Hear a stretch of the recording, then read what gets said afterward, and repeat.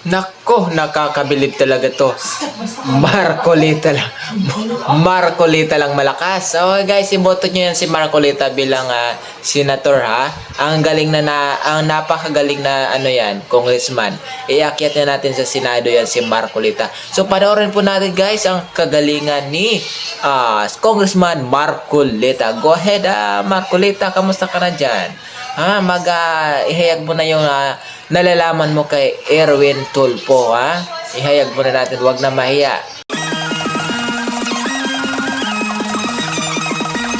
Ito ang mainit na balita na dapat malaman at mapanood ng taong bayan at pinag-uusapan ngayon sa mundo ng social media na tila ayaw ipalabas ng bayarang media. Totoo pala ang kasabihan, walang lihim na hindi mabubunyag matapos sumali sa partido ng Bagong Pilipinas ni Pangulong Bongbong Marcos sa Party List Representative Congressman Marcoleta. Minsan na palang inusisa at tila binasag ang katahimikan at harapang binulatlat sa publiko ang di umano'y tinatagong sekreto sa pagkatao ni Erwin Tulfo. Pero bago natin simulan ang balitang politika ngayon sa Pilipinas, kung ikaw ay bago pa lamang sa aming channel, ay please huwag kalimutang mag-subscribe at i-click ang notification bell. Huwag din kalimutang mag-like para mas maging updated ka palalo sa lahat pa ng bago naming mga upload. Sadyang totoo pala ang kasabihan, tila walang lihim na hindi mabubunyag dahil ang pagtakbo ni Erwin Tulfo sa Senado ay mukha di umanong mabubulilyaso pa matapos makalkal ang di umano'y tinatagong sekreto at tunay nitong pagkatao na tila nagpagimbal sa marami sa ating mga kababayan dahil sa mga pagbubunyag noon ng Sagip Party List Representative na si Congressman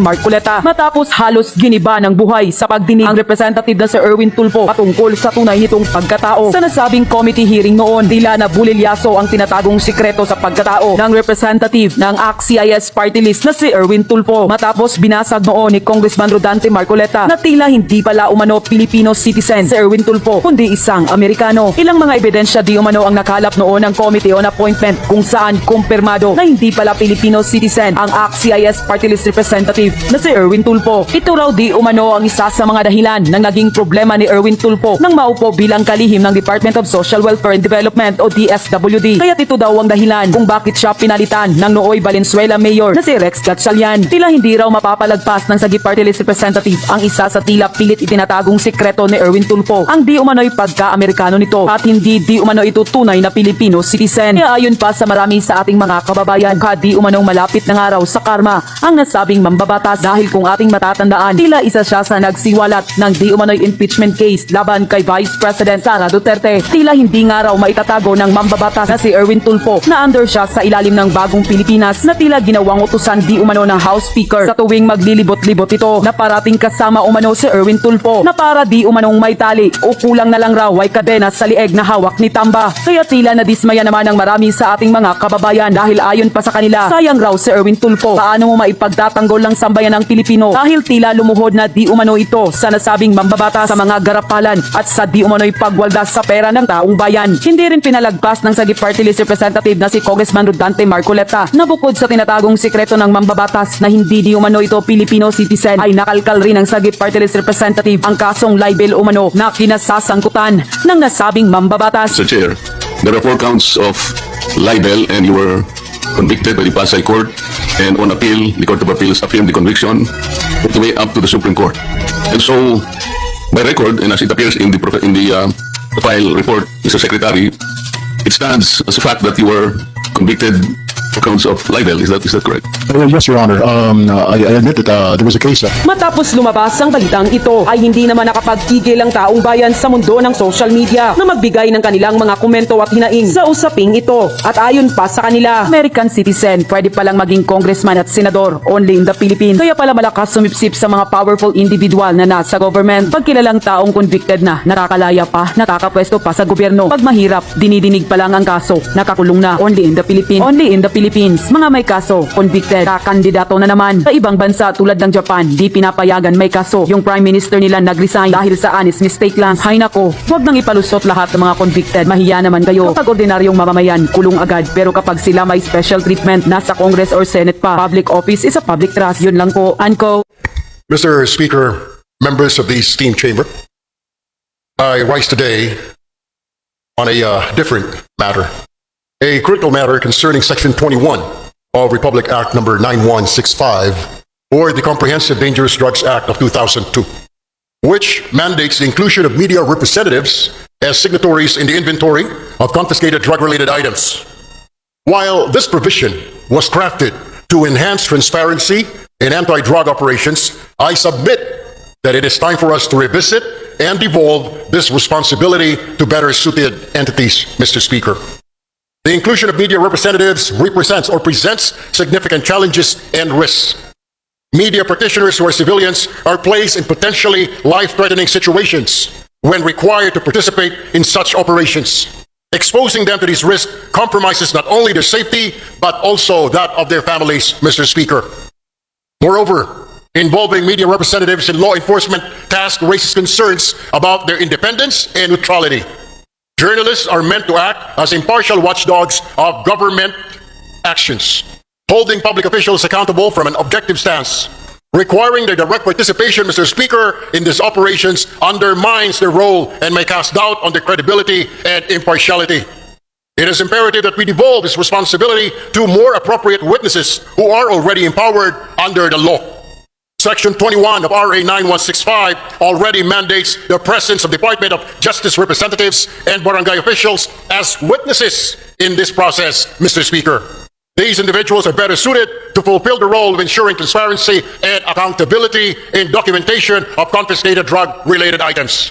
Additionally, we can enhance existing safeguards to further promote transparency without involving media personnel.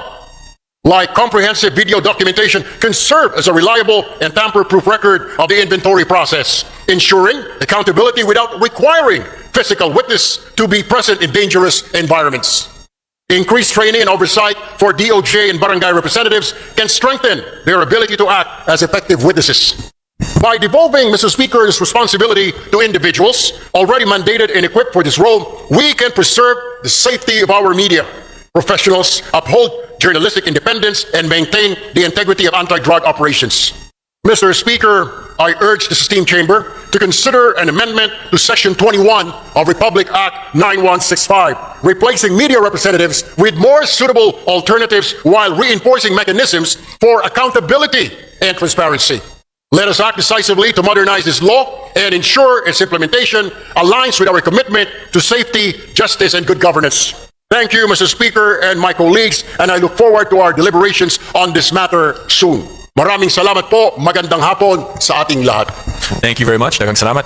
Majority Leader. Mr. Speaker, I move that we recognize the Honorable Richard Gomez of the 4th District of Leyte for his interpellation. The Honorable Richard Gomez is recognized.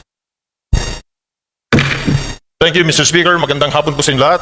I'd like to find out if the good congressman from ACT Party List would like to answer some of my questions regarding his privileged speech.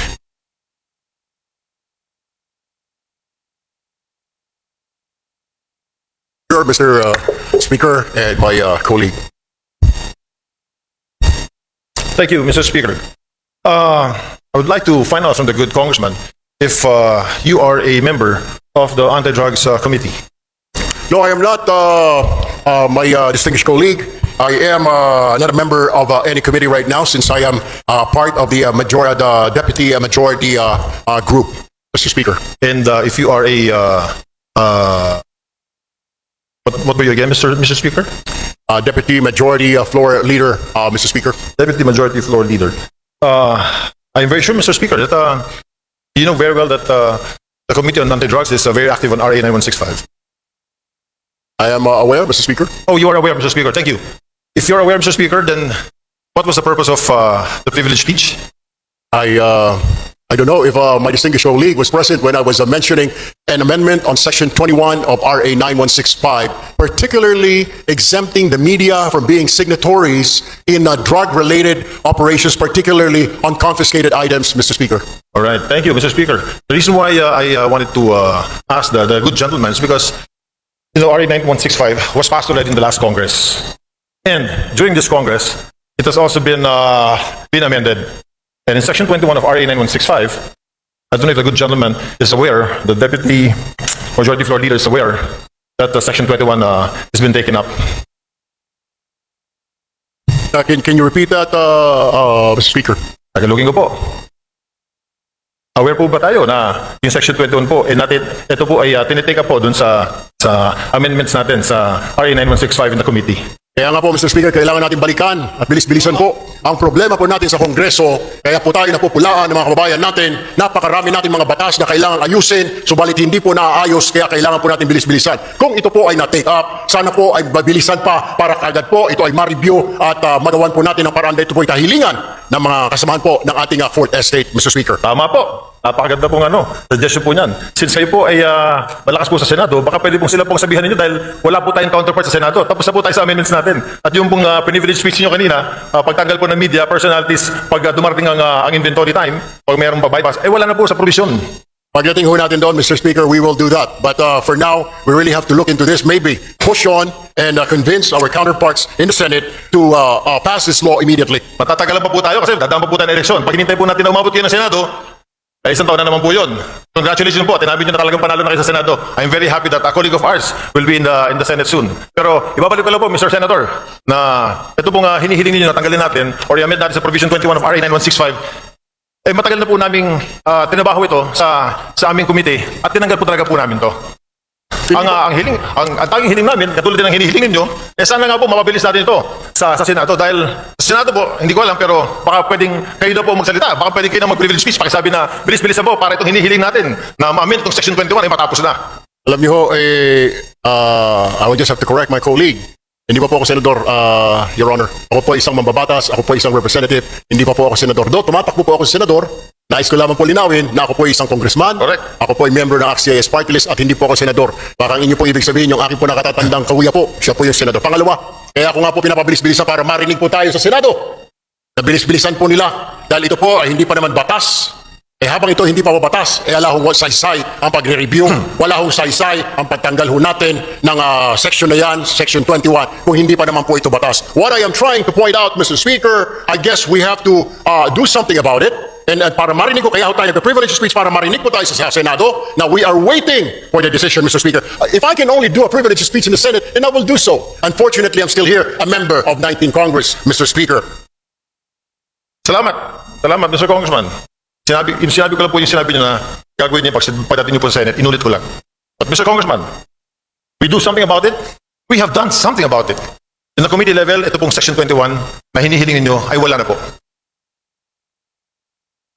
Alam niyo ho, Mr. Speaker, ito po ay nasa committee level. At tulad po ng sinasabi ko, kaya ko nga po, I am pushing for it. Nabilis-bilisan po natin. Marami po tayong mga batas na pending po ngayon. Hindi lang po itong 9165, marami po ang kailangang revisahin, reviewin. Ang kailangan lang po natin ay bilisan po dahil ang taong bayan ay nag-aantay po at hindi po tayong ika nga ay pwedeng manahimik o kaya ay mag-relax dahil po nakatingin po sa atin ng ating mga kababayan at gusto po nila na bilisan ang pagpasa o pag-review, whatever, ang ng mga batas po natin, Mr. Speaker. Therefore, Mr. Speaker, I think the correct manifestation should be, since the requested section is to be amended, and it has been replaced already, Mr. Speaker, is that the correct manifestation should be, we request that the Senate should fast-track this House version of RA 9165. That, I think, is the correct manifestation, Mr. Chair. I will take that, Mr. Speaker, but what I'm saying is that the reason why I stood up today to remind not only our members here, but also our counterpart in the Senate, because I am sure they're also reviewing what we're doing here and watching us to fast track. Kung meron man, kung nandyan na po sa kanilang mga kamay, nabilisan because we cannot dictate them. We can only suggest, Mr. Speaker. We can only tell them and inform the public that we already did this. Tama po ang ating kasamahan na sinasabi niya pong ni-review na po yan, inalis na po yan, para malaman po ng taong bayan na wala na po yan, wala na sa kamay natin yan po, nasa kamay na ng Senado, para bilis-bilisan po nila. And that is the purpose of my privileged speech this afternoon, Mr. Speaker, my dear colleague, sir. Thank you, Mr. Speaker. I thought amending Section 21 was the main thrust of the privilege speech. I didn't know it was to fast-track the House version of 9165. But nevertheless, Mr. Chair, yun na rin po ang hinihiling natin. Since yung nire-request po ng colleague natin na tanggalin po sa Section 21, yung pagsama ng media kapag po nag-inventory sa mga bypass, sa mga nahuli na ay wala na po sa committee level. Wala na po, pumasa na po sa atin. Sana po, another privilege speech from our good colleague will tell the Senate, bilis-bilisan nyo naman kasi binilisan na po namin. I wish I can, we will do that, Mr. Speaker, para makarating po itong ating mensahe sa kanila. Hindi naman natin pwede sila pong utusan, Mr. Speaker, kundi tayo lamang po ay pwede natin sabihin na nag-aantay po tayo. Kung naipasa na po natin dito sa Kongreso, then ang problema po ay nandoon. I guess we'll have to do or have to make another privileged speech, Mr. Speaker. We shall await the next privilege speech. Thank you, Mr. Speaker. Thank you, Mr. Congressman. Maraming salamat po. Magandang hapon. At yun na nga mga kababayan, ano na ang masasabi mo? Kung mayroon kayong hinaingat komento patungkol sa balitang ito, please comment down below. Pag-uusapan natin yan sa comment section. At kung nagustuhan nyo ang video, ay huwag kalimutang mag-like at i-share na din para mas marami pang makaalam at umabot ito sa marami sa ating mga